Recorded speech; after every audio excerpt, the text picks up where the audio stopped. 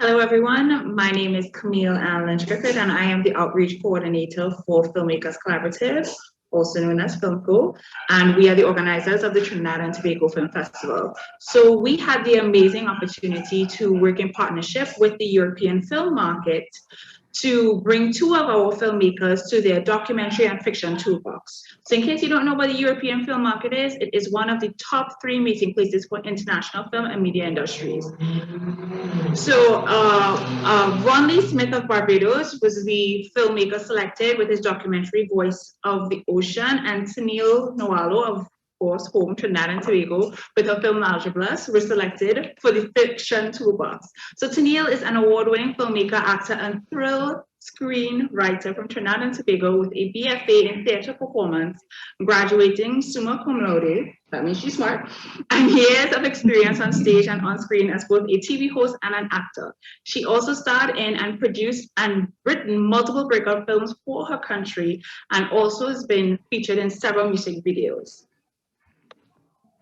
So Tennille was the writer and producer of The Cutlass, which is a 2016 breakout film for Trinidad and Tobago. She was a top 5 finalist in the New Orleans Film Festival screenwriting competition and was selected to pitch at TIFF to the Caribbean Tales Incubator Program. In 2020, she was placed as first runner-up for Screencraft Virtual Pitch Competition and was selected as a finalist for the ISA Virtual Pitch Challenge. She also made it to the final round of the Impact X Skydance application review of their contemporary horror call in 2021, and has recently selected, obviously, to attend the EFM, where she's going to talk about what her EFM experience was. So Von Lee is a Caribbean filmmaker and storyteller born on the island of Barbados. His work integrates the unspoken tension and lived realities of Caribbean people. From the age of 14, Smith began producing AMAs, which is animation music videos. His work in AMA circuit was recognized across the globe, generating thousands of YouTube views and subscribers. He received Barbados' highest local award, along with becoming the victor of the 48-hour film challenge, and also became the winner of the Caribbean Broadcast Media and Live Up UNA HIV Man Up Video Competition. Wow, that's a mouthful. His short films have been screened at regional and international film festivals, including Trinidad and Tobago Film Festival, Caribbean Tales International. Von is currently working on his debut feature film, which is obviously the documentary that he got into the documentary toolbox for the EFM that he's going to be speaking about. So now I'm turning you over to these fabulous people who are well accomplished to give you their EFM experience.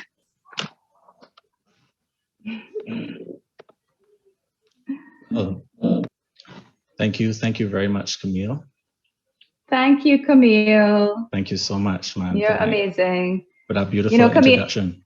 Camille is quite humble. She works very hard over there at FilmCo. They all do. Camille, Soraya, Michaela, the whole team, Marielle. They're all so great.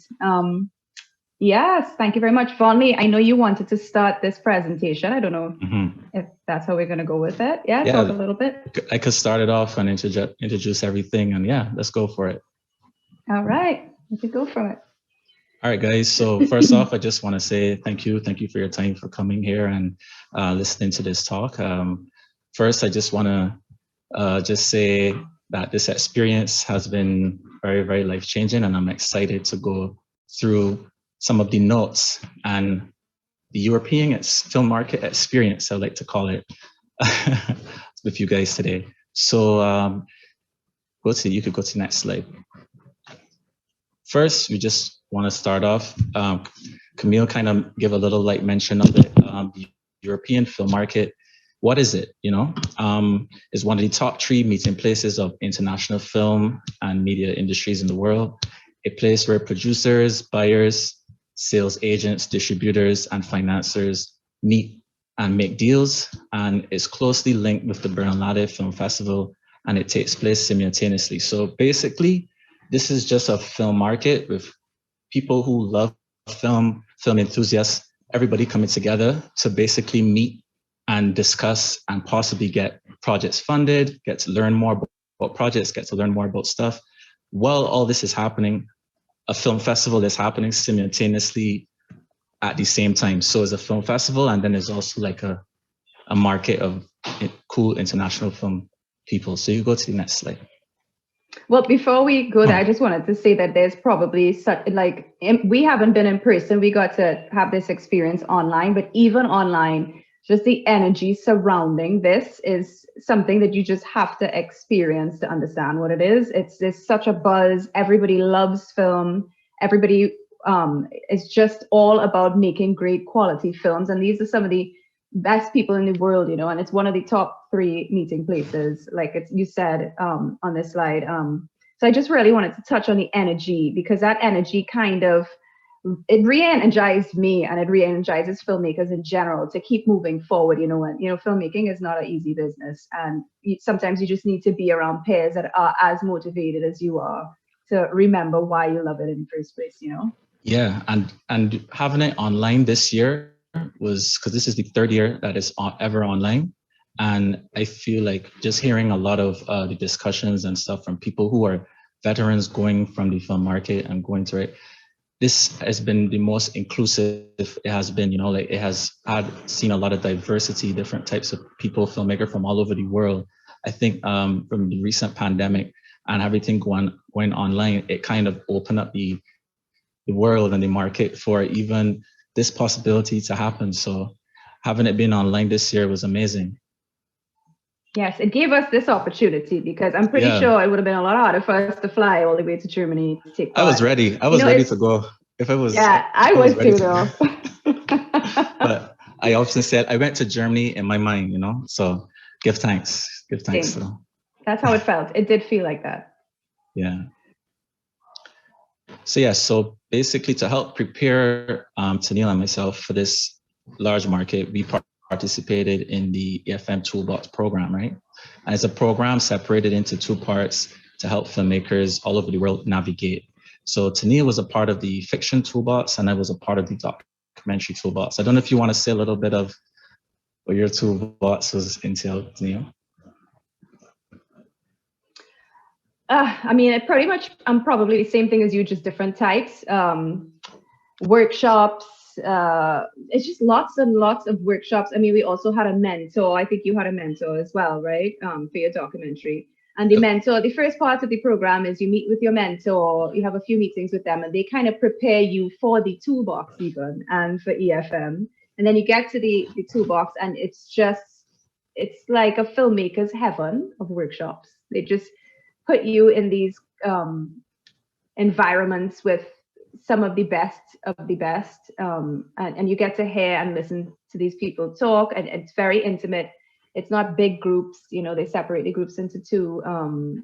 Selected fiction participants were separated into 2. I don't know what it was like for documentary, but having that opportunity to just speak in such a close proximity to some of the most experienced people in the film industry I've never had that kind of experience before. I've had lots of learning program experiences, but this one felt a lot more impactful, because I don't know if it was the online meeting session where you felt a lot closer to people because you're right here face to face, rather than a big group in a room.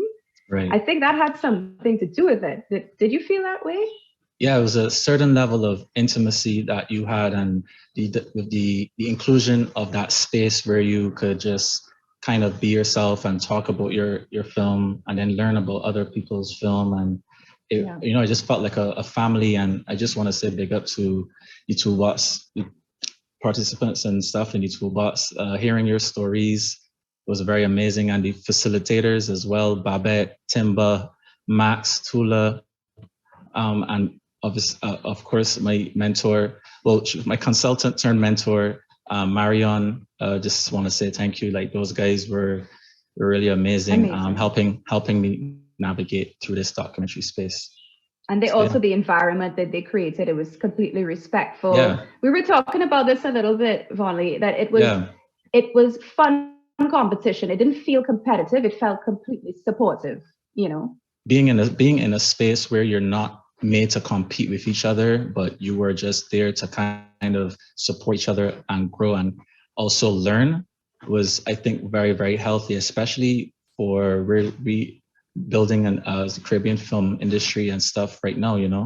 It's very, very, very important to just have that feeling of just, togetherness and stuff. So especially as the Caribbean film market grows. So yeah.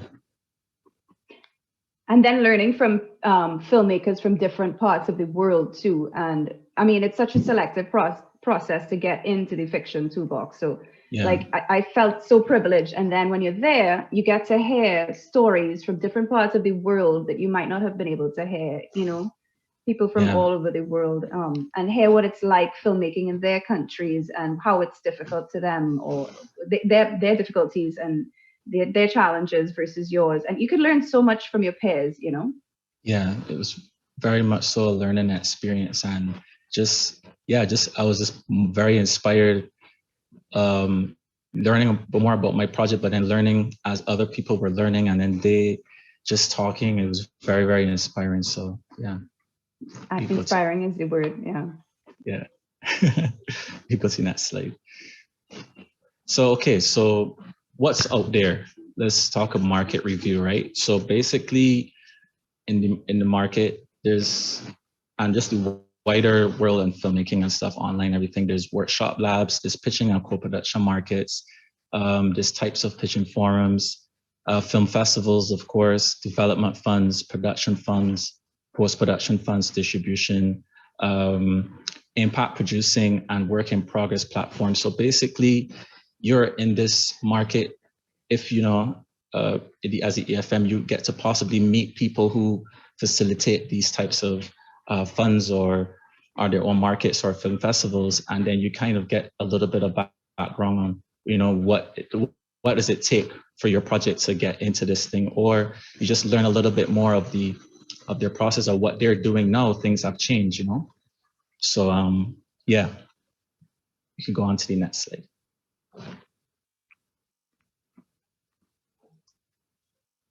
So before we get to all of that, you got to know your story before you find your market collaborators. So before you get into that room with the filmmaker or the development, you got to know your story. You got to identify which phase you're at. Are you in development or early production? And that's kind of really because there's so many different people, different types you're applying, and you're getting at different stages. You really got to fine tune and know off the top of your tongue the post-production as your well, face. Right? Exactly, especially in post-production as well too. And then you got to learn to, when you're applying at the right phase, and the importance also of having a co-producer, and your situation versus your story. So for me personally, it was just kind of like was in a development mode for my movie, and I know where I want to go, but it's also kind of tying in where you are in your development stage to where you want to go with your story, and articulating that is really what is all about. And knowing the goals for your film, you may want to premiere it at a film festival, or you want to have it locally premiere at home.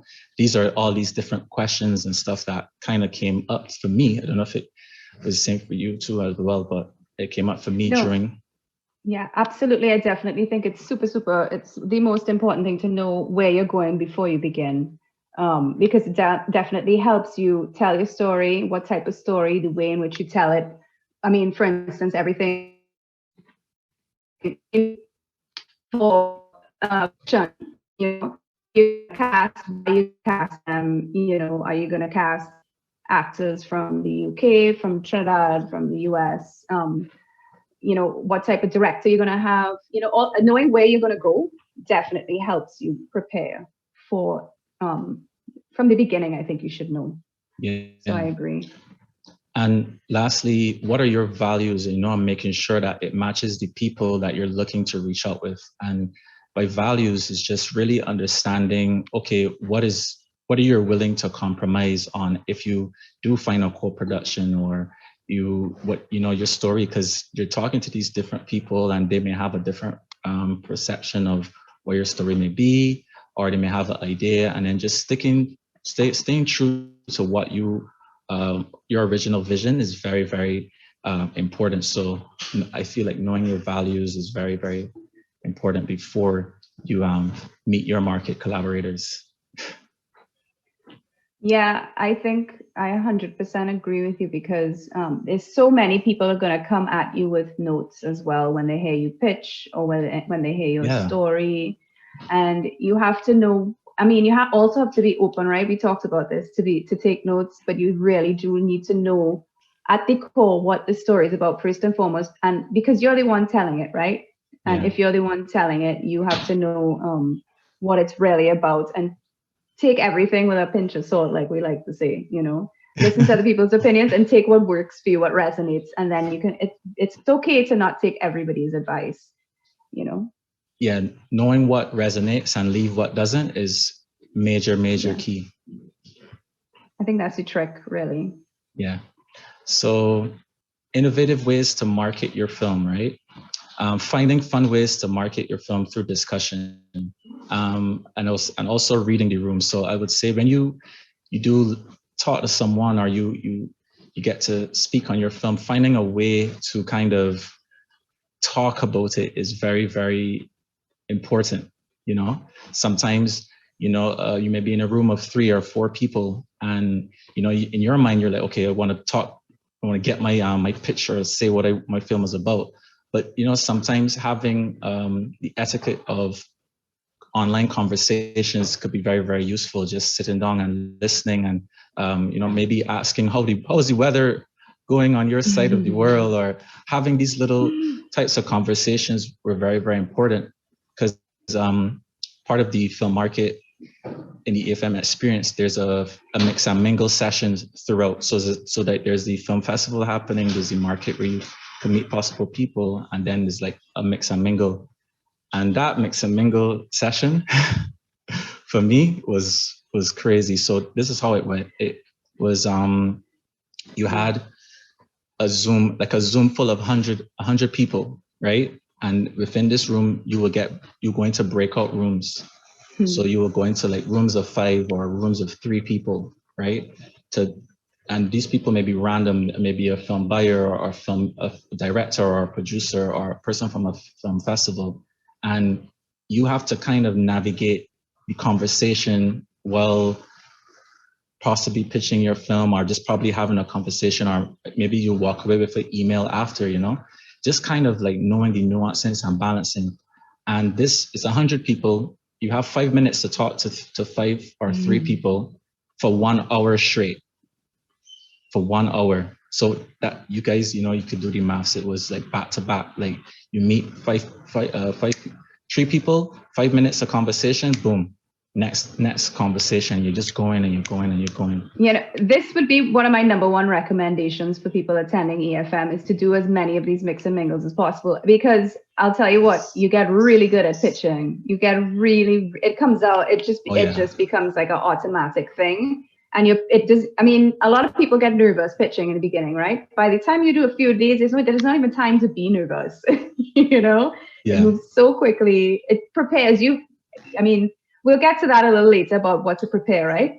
Yeah. But that's why it's so important to have a really good elevator pitch ready to go, because it helps you with that, because next time you're in an elevator with someone, you'll be able to throw your pitch out really easy. This mix and mingle thing was perfect for that. I think that sort of preparation and practice. It really was. I found myself talking about my movie under like the craziest of times, like 3 seconds of a time.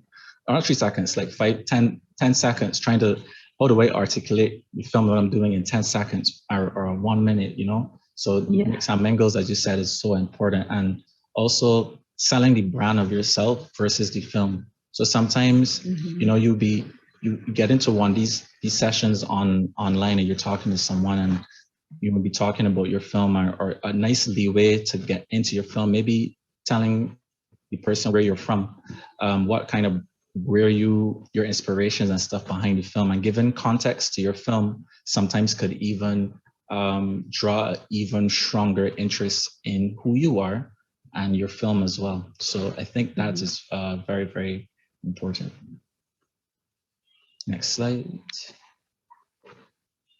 I think that's over at you, Danielle. All right. Yes. Okay. So you gave really good overviews of everything, and I guess we're going to jump a little bit more detail into it now. and how to prepare your story, first of all. So the number one thing I think at a film market is people want to see a pitch deck and they want to hear you pitch. So the first thing I have here is rework your pitch deck as much as possible. Now, what does that mean? It means put a pitch deck together, do your research, put all the necessary things in there that you need to put, right? I mean, that could be a whole other presentation itself, what to put in a pitch deck. Right. But you do your pitch deck and you send it to people that can give you feedback, not your mom, not your dad, people that actually know what is supposed to be in a pitch deck. Get their feedback, listen to them, rework it as much as possible, get it as tight as possible. And then throughout EFM, I reworked my pitch deck throughout the entire EFM as it was happening, through the workshops, the Fiction Toolbox workshops.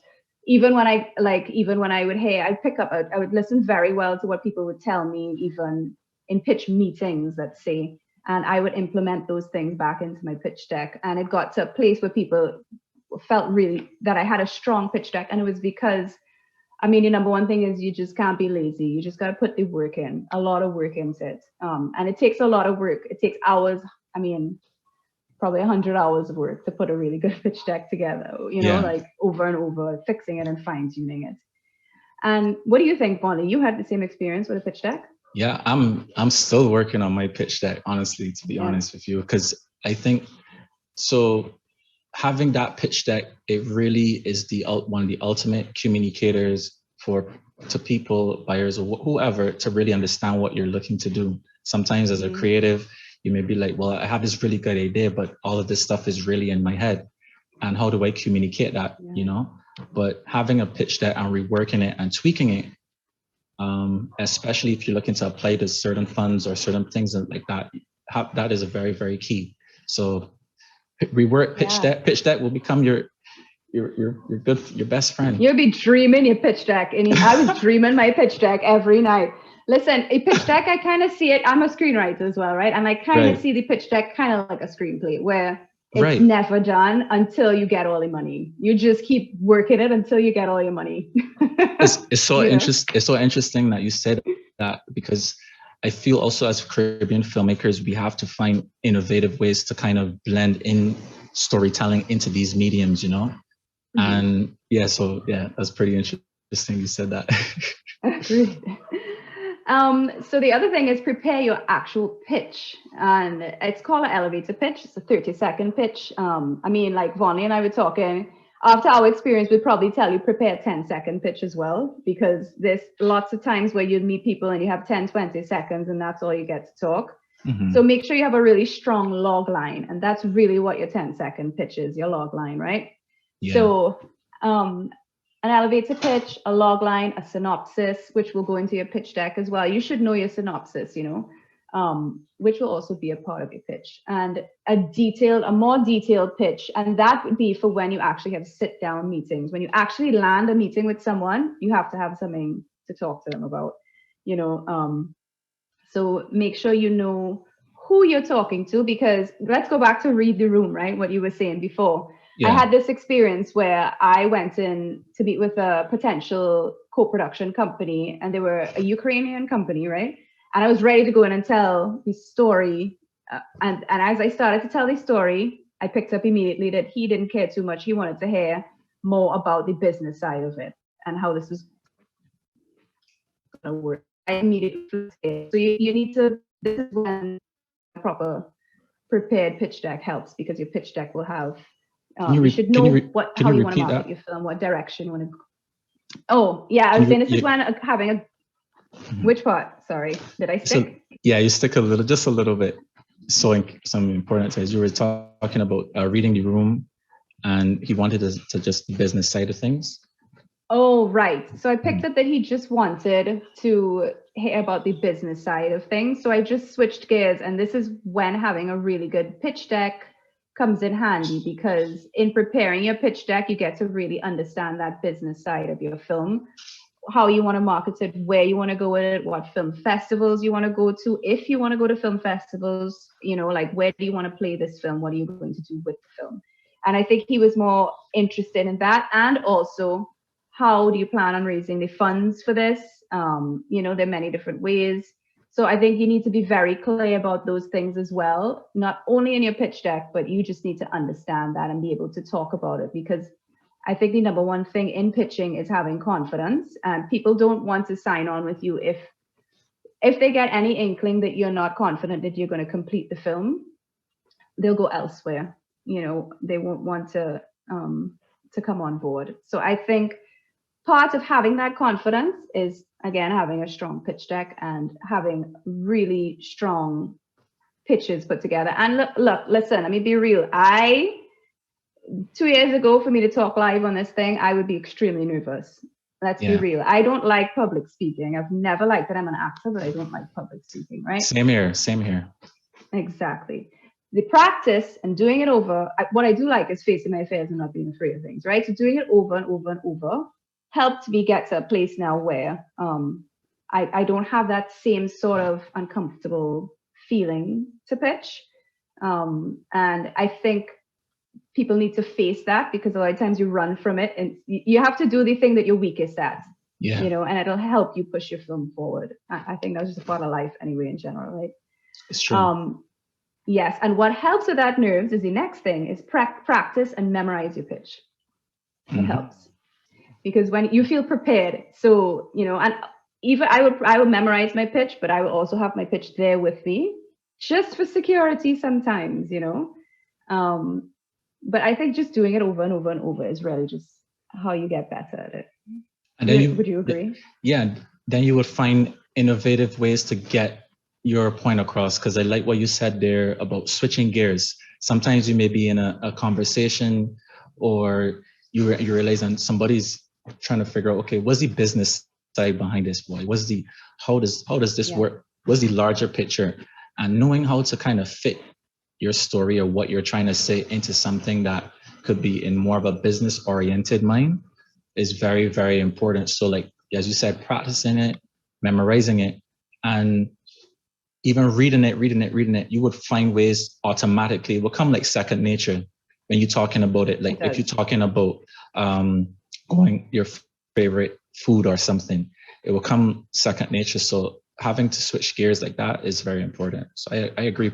Practice and memorizing it, important. Absolutely. And then another thing to just be prepared with as you're preparing to go, I mean, also just going to EFM, right? Forces you to work. Marielle says this all the time. I completely agree with her. It forces you to workshop your project, you know, puts you in a position now where you have all the tools in the world and you're like, okay, well, I have to use these tools and I need to workshop it. And for me, part of that was it forced me to pitch over and over and over and over and over and over, you know, to a place where I would feel fine pitching my project to anybody without any sort of nerves, you know, which is a very different feeling than I went into EFM with. So if you have any nerves about doing these sorts of things, I'll tell you, it's worth just jumping the hurdle. Just do it, because in the end, it's worth it. And then you have to prepare your synopsis, treatment, and if you can have a first draft of your script ready, I would say so, because there's so many people that ask me to read. They asked where my project was, and the second I said that I have a script, their whole face lit up and they said, send it to me immediately. You know, so I noticed that people like when you have a script. You don't have to have one, but. And for documentary, because you don't necessarily have a script for documentary, if you have a really solid one-pager, that could kind of give a little bit of a context, and then your pitch deck obviously would get into there. But having a storyline synopsis could help. A possible storyline synopsis for your documentary would really, really help you. Yeah, I think it would be a little different for documentaries. But I'll tell you what, having a one page for fiction is also important. So I'm glad you brought that up. Because I forgot to mention that, I think. Having a one page for fiction is also really important, I think. I think we were able to work through that with one another before, and Filmco, before we even went to EFM, to make sure our one pages were strong, you know? Yeah. Which is good. And then you need to know for fiction anyway, I don't know if this is the same for documentary. I would assume it would be, of course. You know what your themes are for your film. What is the focus of your film? And why are you the person to tell this story? Why is it not Jim from Alaska? Why is it Tennille from Trinidad telling this story? And if you don't know, you need to figure out why you want to tell it, because whenever you're pitching, that is the number one thing people want to hear, whether it's business or people interested in the story. They want to know why you're the one telling it. That's what hooks them at the end of the day. That's always the main hook. And I would say to help with that, knowing your why would be, sometimes just understanding your passion for your project, understanding what is it that is setting the flame within you to make you want to go forward to tell this story. And if you could articulate that, if you could say that, if you could find a way to communicate that, that is one of the things that is key, very, very key in understanding your why. Absolutely. I think that's where you need to come from in the first place. And then, and then go from there, run with it from there, and that actually helps you in fine tuning your story as well, right? Once you know that, because a lot of times people tell a story and they're like, wait, why did I even tell it? I don't know. Why me? Why am I telling the story? And then they figure it out and they go, oh, it's like a light bulb goes off. And then you can fine tune your story, tailor it even more to that. And I want to say quickly, sometimes your reason for making a story may be simple, right? Oh, I just like it, or I just, even though that may be acceptable in some levels, still search a little bit deeper and understand why is this that I like it? Why does it make me feel, and articulate that? So I just want to put that there. Yes. We can go to the next slide. Okay, now, as we were touching on business, how to prepare the business side of it. So what are you looking for out of this experience? Like we were talking about before. You need to know this before you go to EFM, because that will help you know which talks to prioritize over others, excuse me, which workshops to go to, and who you want to meet with, right? So if you want to go, in a heart, you want to go to Sundance, aim for Sundance. You try to meet with a Sundance programmer. You listen to anybody talk that has been to Sundance.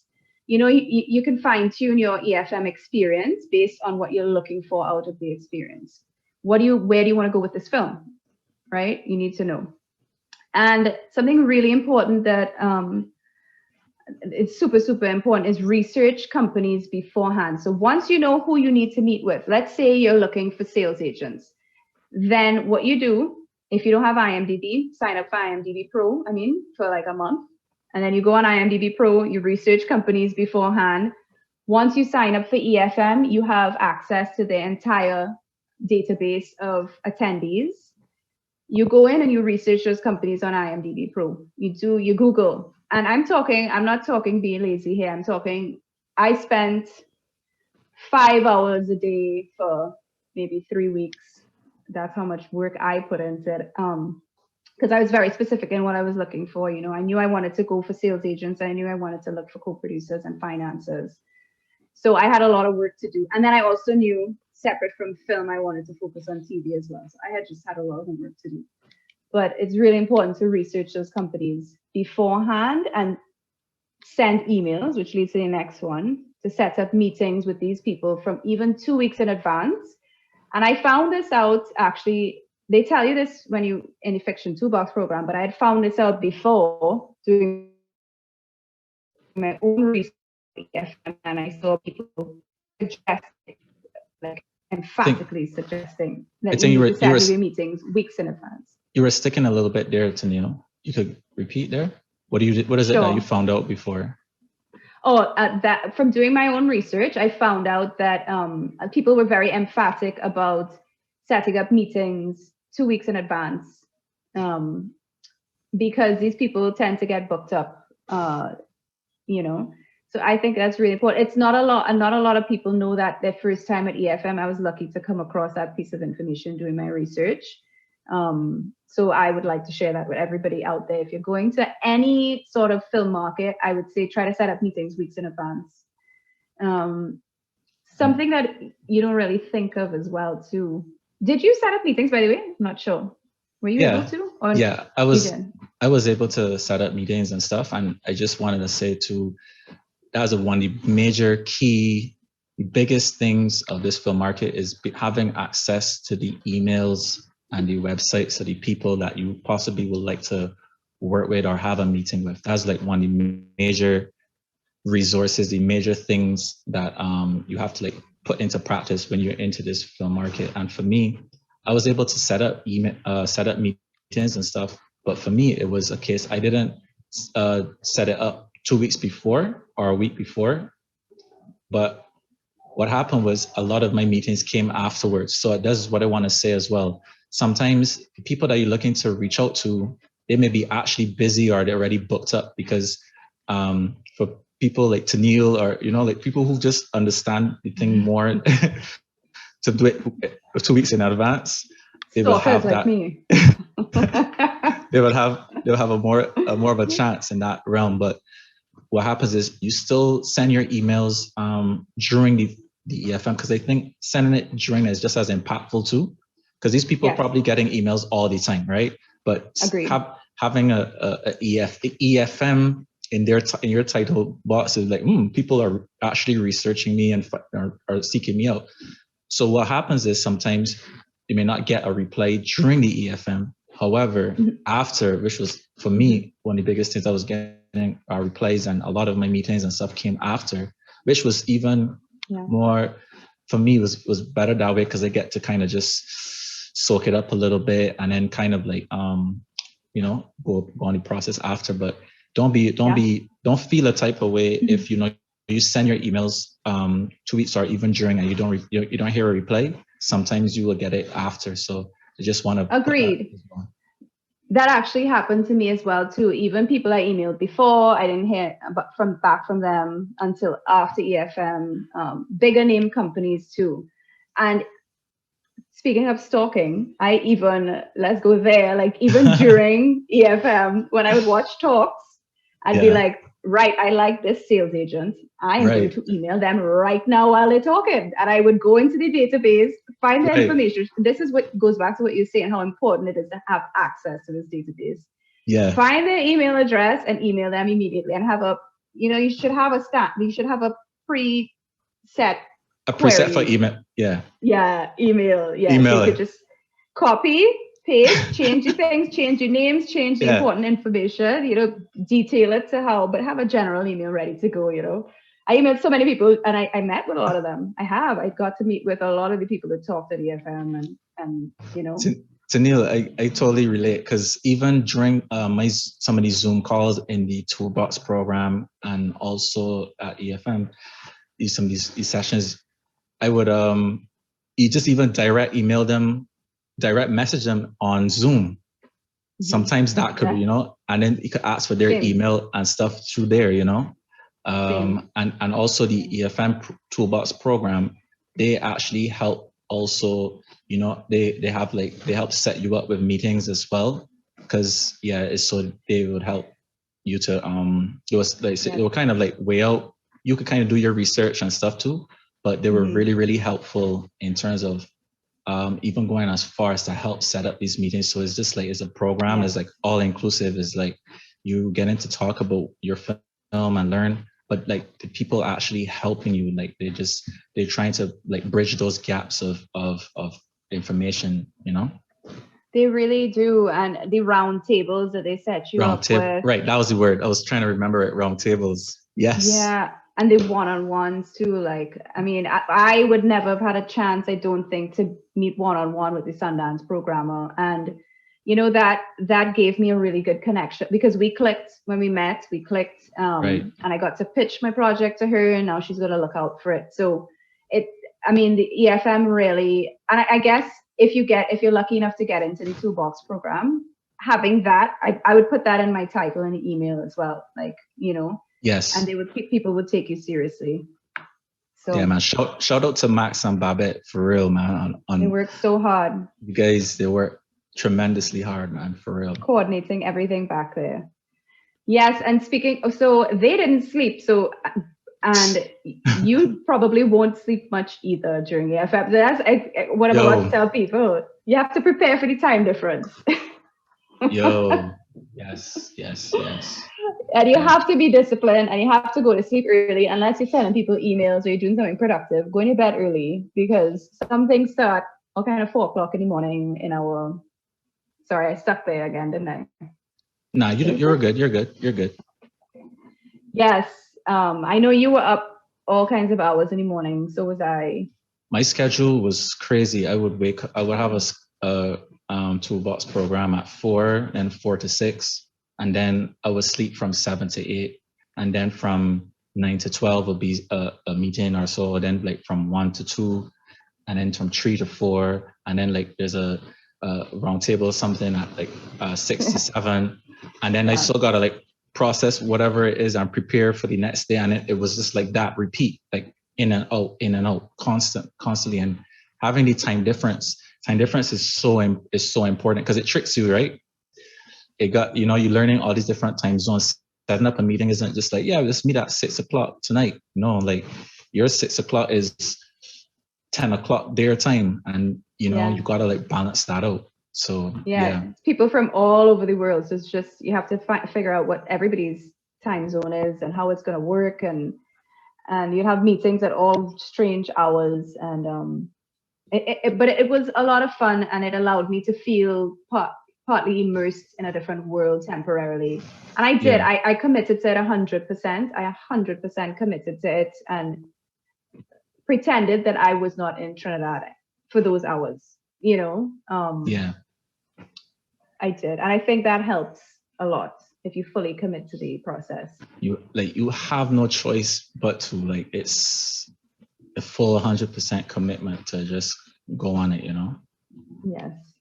And I think something also super important in preparing is you have to familiarize yourself with the website beforehand, so that, for instance, like what we were talking about before, you're hearing somebody talk and you want to find the information really quickly.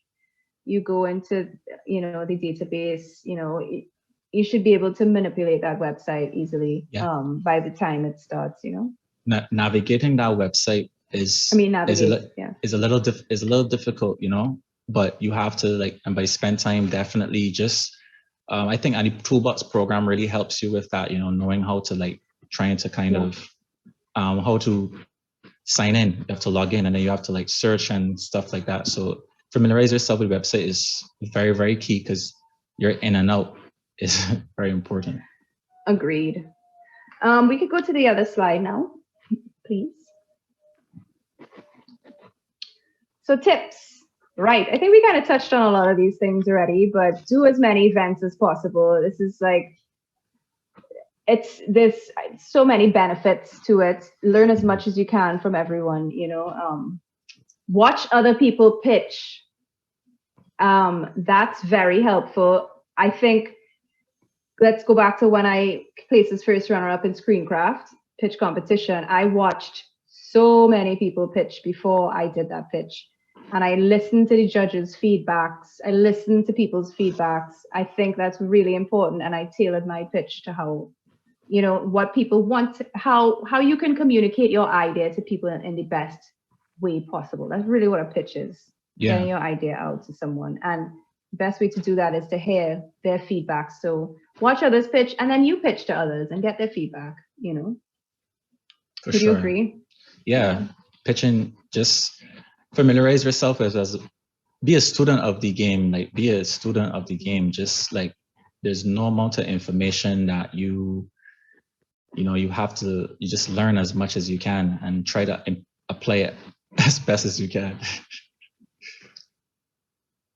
Agreed. Excuse me. And then, yes, we said that, listen to advice, implement it into your own work and rework your project throughout EFM. Don't think you're done work when EFM begins. I feel like that is when your real work actually starts, because in between all these meetings, in between all these talks and these discussions, when you're exhausted and you're ready to pass out, you got to pick yourself back up and use what they've given you. Keep going. And keep going, because that pitch you have tomorrow with the sales agent, I don't know, so-and-so, it would be a lot better if you reworked it again, and just don't be lazy is really the key. I would keep repeating, because people don't understand how much hard work really goes into, I think, becoming a successful independent filmmaker. It takes a lot of work. Yeah, it's a lot. Yeah. And you have to, meet with as many people as possible, because you never know who could help you, or you never know who you're speaking to. And you never know who'd be interested in your story, or who could connect with you in that way. Because at the end of the day, the people that come on board with you with your project connect with your story one way or another. They're not just going to come onto a project on a whim, So you never know who would be that person you could connect with. And then also connect to you. And then also too, you may not connect with someone for this project, but who knows, along the line, you may, because of that relationship or that connection you found, maybe you could pass on that to someone else, or you would, years down the line, you'd be like, oh, you could, you maintain that relationship, and it goes into like your last slide, people be kind, people will remember you. Yes, it's absolutely true. People do remember you. And I think, I hate that I have to tell people to be kind, but there are some, be kind to people. And that, what we were talking about before, I actually did meet someone during the Fiction Toolbox program, and we were talking about co-producing this project together, and we realized it's just not working out because both of our projects are taking off, right? And we 100% have agreed we are doing something together in the future. She's a Canadian producer, and we just clicked so well that we said, whatever it is, we're going to work together in the future. We're working on something. We're going to co-produce something together. So you just never know who you'll meet. You just never know. Yeah, it's very important, because you would think this international film scene is so vast and big, but it's small.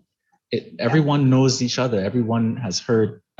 Like everybody knows is similar to in the islands and stuff. Everybody know each other, so like you may leave a lasting impression, and that may get you further than you think, or you may leave something. You may not be maybe grumpy because of the Zoom fatigue. And Zoom fatigue is real, guys. You get That's Zoom a real fatigue. thing. Zoom fatigue is real. Maybe grumpy and be like, may not be coming across, but always just be yourself. Very, very important. Be you. Do you. And that's what kind of took me through this whole process. Like, I met this process just being myself, and just trying not to force myself to be what I think, just be me. And it's gotten me so far, so far. I think that's more important than people will realize. You have to be yourself, because it goes back to, why are you the person telling this story? And if you are being yourself, people see that. People like honesty, and they like to work with people that are honest and truthful, because it comes out in your story as well, whether it's documentary or fiction. Exactly. Benefits and lessons, right? So networking for me was the most beneficial part of this entire experience. I can't even tell you how amazing every part of the experience was. Workshops, talks, everything. But the networking at the end of the day was the most beneficial. How about you? Oh man, networking was amazing. Networking. I think the more beneficial alongside the networking, kind of goes hand in hand, is really just meeting and hearing stories, hearing perspectives. Like, that automatically opens up your mind to this vast ocean of understanding. And that for me was one of the most beneficial thing, just to talk to someone who is on a filmmaker's journey on some other side of the world, going through who is at their particular point where they are at.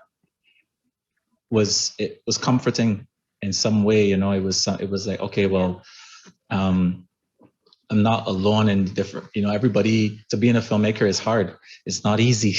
You have to sacrifice so much. And the people who are pushing to get their story made are following through with what they believe in, or their purpose in life. And just being surrounded by that was motivation for me to say, well, I'm going forward with this. This is something that, I'm born to do this for sure. it goes back to that same energy we were talking about of just being surrounded by people that love film as much as you love film, love telling stories, love different perspectives. Because at the end of the day, all that's filmmakers love Yeah. to communicate and to hear the perspectives and to tell different perspectives. It's palpable energy, palpable, very palpable energy. Yes.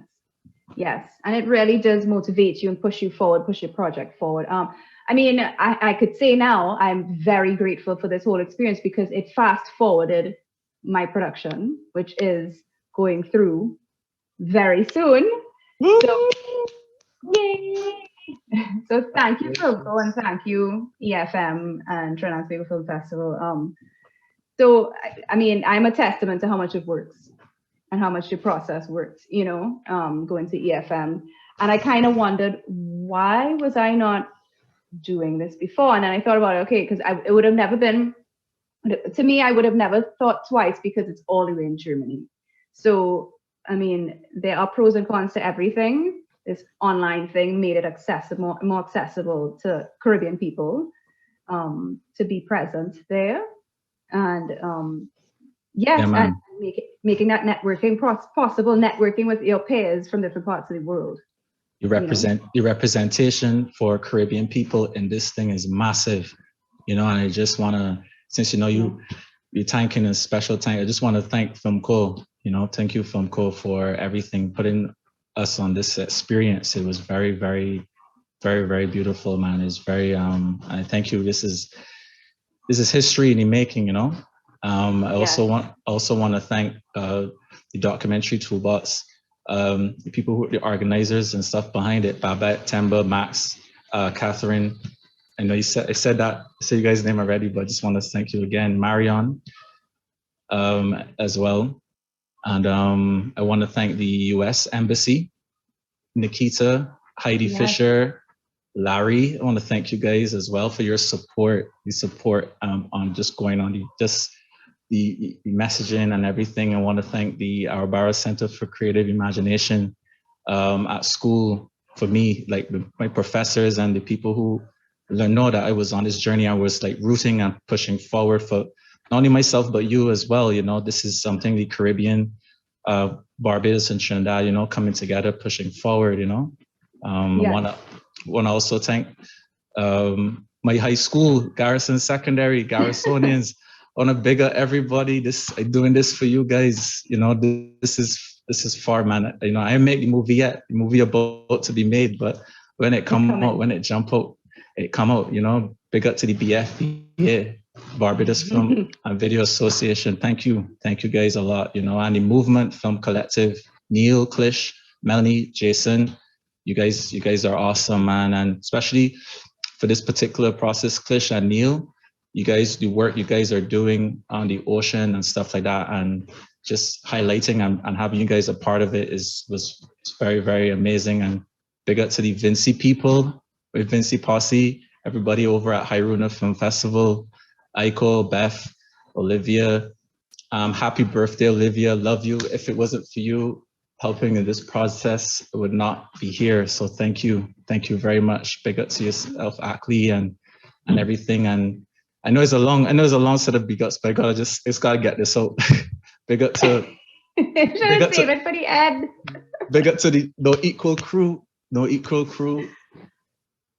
Thank you. Big up yourself, Andros. You're pushing me and supporting me on this journey here in America.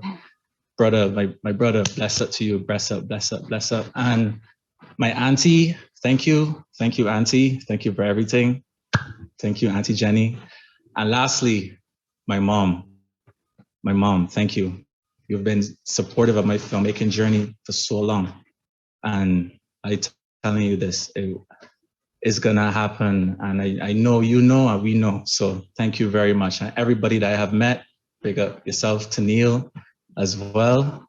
Yo, I just on a roll. So I just had to get that out too, you know. So it's good to be, listen, it's good to be thankful. It's good to be thankful, man. Wait, we're not done yet. We just have a few more things. Camila's back. All right, so I'll just run through it.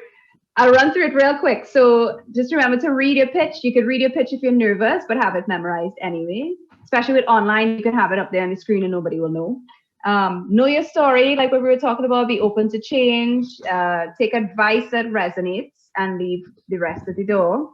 Pitch as much as possible. We said this, and then it becomes effortless. Focus on areas that you are the weakest in, and don't even become content throughout. It's supposed to be don't ever become content throughout the process. Fight through the fatigue, and you can rest afterwards. That's just a little bit of recap of stuff we touched on already. Right, and so I think that is the end of our. That's the end of our slides there. Yeah. Yeah. Okay, so after that long acceptance speech and shout outs and big ups. You didn't save nothing for the Oscars. You didn't save nothing for the Oscars. I'm telling you, I mean, we'll go back, we will find this footage and they will put it up like, yeah, remember before he became Ron Lee Smith. I'm preparing it for now, because honestly, like this, I would not be here if it wasn't for those people, and whoever I didn't mention, everyone would be here for y'all too, because really, realistically, this experience has been so humbling, especially on my filmmaking journey, just to be in this forum. So I just give thanks. That's all. No, I agree with you. Do you have a shout out list as well? I do. I have so many people to thank, but like mine would be longer than his, so I'm gonna not do it. What I will say is that this was life-changing for me. I'm not gonna lie. I'm not even exaggerating how life-changing it was.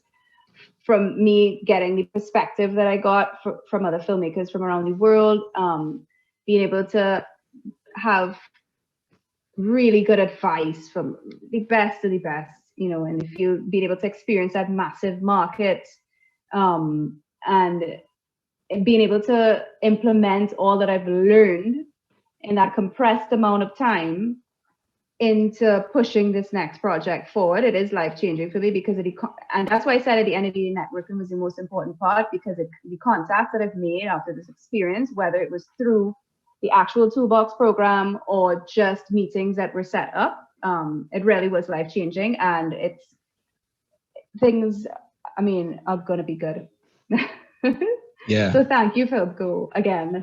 Well, I am obviously, as part of the Film Code / Trinidad and Tobago Film Festival team, we're really grateful that you were able to gain as much as you did out of the European film market, because oftentimes when it comes to film in Trinidad, people only focus on the production, which is just filming and then editing, and don't think about all the other parts that go along with that, because after you've made the film, what you gonna do with it? Yeah. you kind of need to do something with it. So while it's great that we have the Trinidad and Tobago Film Festival, you also are facilitating, formalizing the film industry, not just in Trinidad, but also in the rest of the Caribbean, because you set examples of, oh, well, if I do this, then I can get to this level. So those are things, these are why these kind of info sessions are really important, where you get to share your experience that you gain from this international platform. Well, so listen, I just kind of, I'm just so passionate about pushing Caribbean filmmaking forward, because I feel like I feel like I repeated this so many times, but it's severely missing in the global marketplace. So I'm passionate about doing whatever I can, not just for myself, but I just want to tell our stories. We have such great ones that need to be heard and told, and we tell them in different ways than other people tell them. So we have an immense amount of talent here in so many different ways, and we just need to kind of hone it, and programs like this help us to fine tune the talent that we have and be able to take our stories to the rest of the world. And that's all I want to do at the end of the day. So I will always share whatever I've learned with everybody else. So thank you for giving me the opportunity to do that. I'm sure Vaughn feels the same way. Yeah, thank you very much. And I just want to say to all the filmmakers and storytellers out there, push in and going through, you're applying and you're getting through, and you're going through and you're getting through. Don't ever give up. Don't give up. I'm a testament of that. Don't give up. Push forward. Now is the time. Now is the time to create a golden age in the films that we're trying to create, and we're trying to push forward. The world is more inclusive because we're connected online. There's so much different levels and various things to it. But if you just keep that passion inside, you keep that energy going and pushing forward, the possibilities are endless in this time. So no matter what happens, keep that story close. Don't ever give up. and Keep bless her. working. Keep Keep working. working and just use it as a tool to get better and just get Yeah. better and get better and get better. The So Caribbean. just wanted to highlight what Ronnie was just talking about. We clearly with the film industry right now, they're talking about inclusion and diversity. So as a documentary, your documentary is going to be Voice of the Ocean. Yes, Voice of the Ocean. Yes, I just want to make sure that I remember that correctly. Just want to get a little bit of a background on that and how you were able to kind of like pitch that, like what feedback you got that helped you specifically. Okay, so my film is called Voice of the Ocean.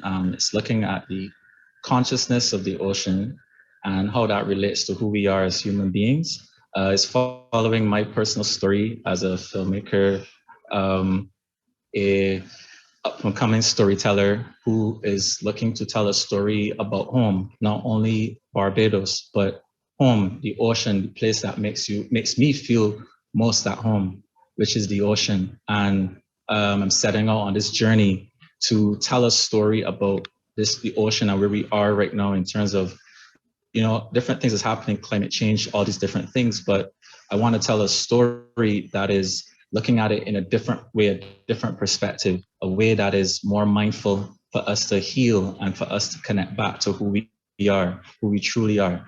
So the experience have been amazing. It provided some really interesting conversations by just talking about, consciousness of the ocean.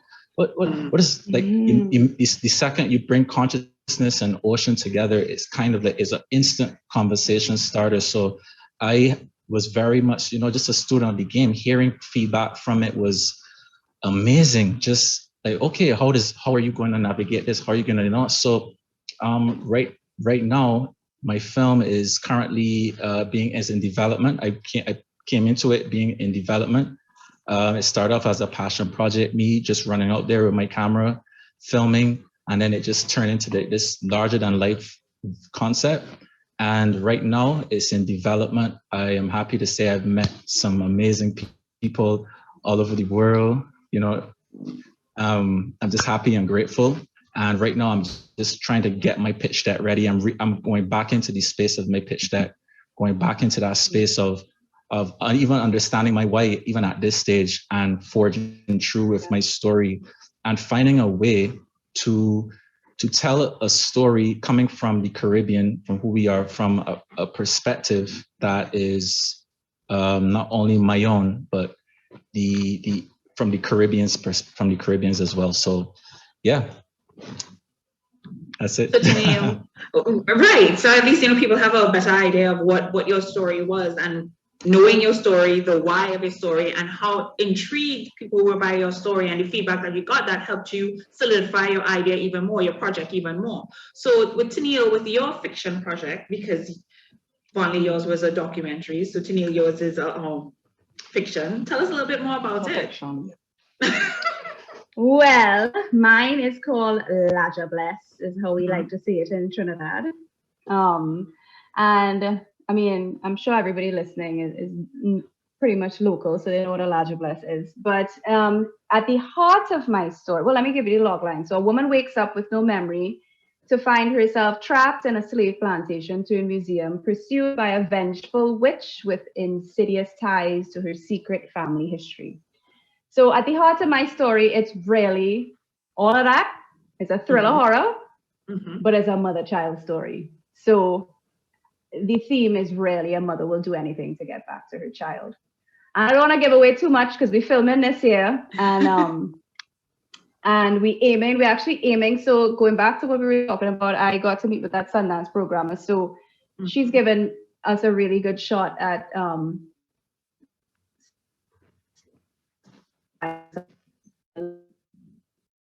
oh, you got stuck there. Sticking up there a little bit.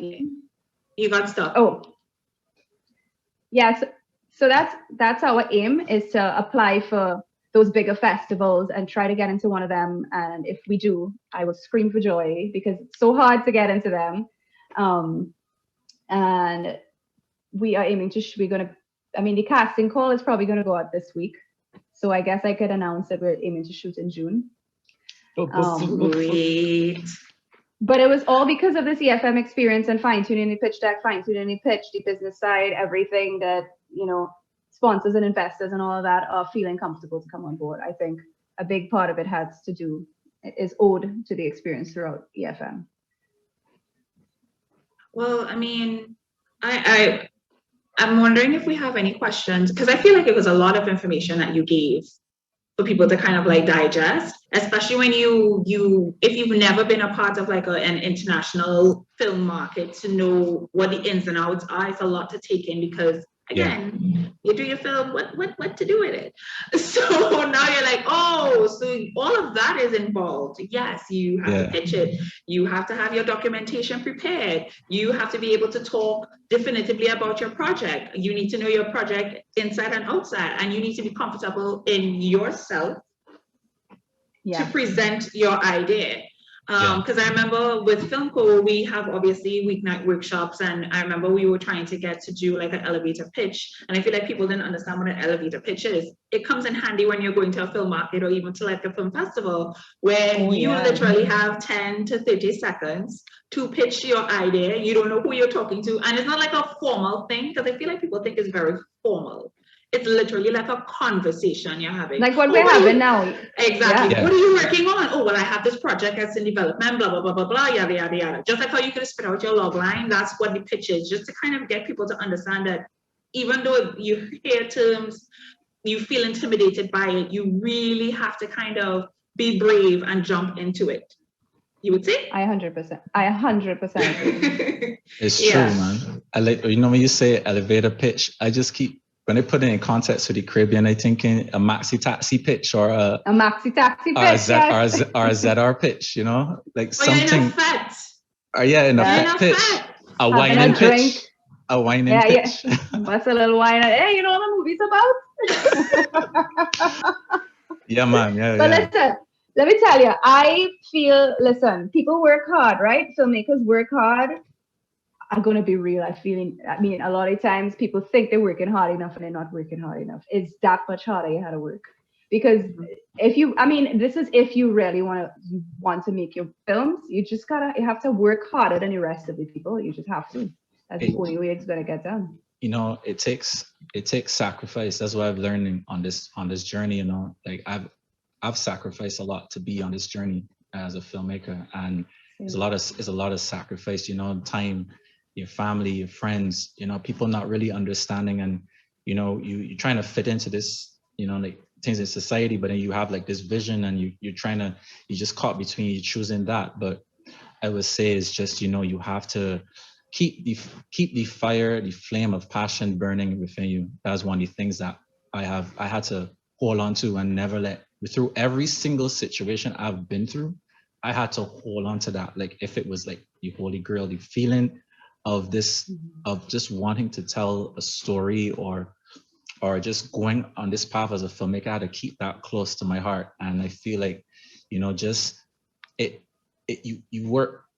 have to work on holding on to that feeling while working hard. Indeed, it's not easy. Yeah. Any successful person you seeing right now in the film and anything film wise, think again on how they get to that level of success. They didn't reach there just by, so even if they happen overnight, the emotions, the stuff that they had to it didn't happen overnight, even if it looked even if it looked that way. it doesn't. So you just gotta keep pushing, Otherwise, and you were saying about holding on to that flame. I mean, otherwise, what is it for, right? We do what we love. So fight for it. Fight for your love. Fight for your love. Your love and passion, man, goes hand in hand. So I just want to get to this place of thanking both Vonlea and Tennille for sharing with us their EFM experience. We hope that you feel inspired. We hope that it put a fire in you to bring your projects up to scratch, to even see if you could look at different film markets that are happening outside and have the stop being scared and apply. Literally learn in the doing. That is what I take away from everything that you guys have said, is that you literally learn in the doing. And I hope that everyone takes that away when they listen to it, when having listened to this info session right now. So thank you so much, Vonlea. Thank you, Tennille, so much. I'm looking forward to seeing your documentary and your film. Thank you, Camille. Thank you. Thank you. Thank you. Thank you, Film Tour. Thank you so Yeah. much. Yes, I'll be waiting to hear those speeches, like at the Oscars, no slaps involved. I saving mine for the Oscars yet. Oh God. No my slaps goodness. involved. None. Okay, but thank you guys so much. Thanks to Soraya, our technical coordinator, for always doing a fabulous job. And we will see you at the next info session, guys. Bye. Yeah, man. Bless up.